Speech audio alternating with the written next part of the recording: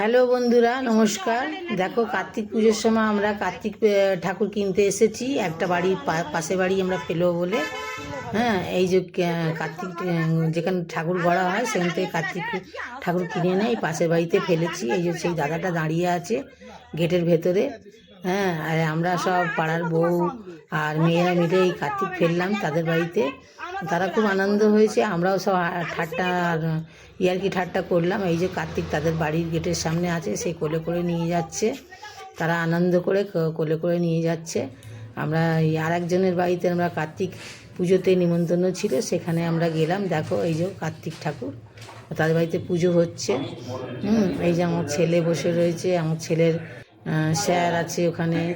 আমরা গেছি ওখানে গিয়ে কার্তিক পুজো দেখিনি, এমনি তখন পুরোহিত আসেনি।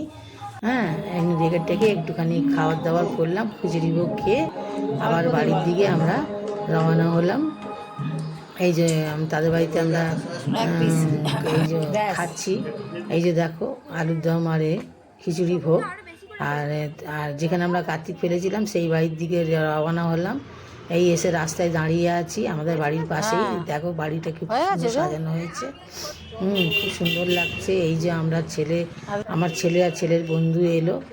হ্যাঁ, এবার আমরা সব একসাথে মিলে ঢুকবো তাদের বাড়িতে। এই পাশের বাড়িতে খাওয়ানো হচ্ছে। এবার তাদের বাড়িতে আমরা ঢুকেছি। এই যে তাদের বাড়িতেও লোকজন এসছে, কুটুম এসছে, খুব আনন্দ হচ্ছে। সব ভালো করে ইয়ার্কি ঠাট্টাও হচ্ছে। এবার আমরা উপরে দোতলার উপরে গিয়ে তাদের বাড়িতে এই যে কার্তিক আমরা ফেলেছিলাম পাশের বাড়িতে, সেই কার্তিক ঠাকুরটা, এই যে দেখছো, এই কার্তিক ঠাকুর এইটাই আমরা ফেলেছিলাম তাদের বাড়িতে।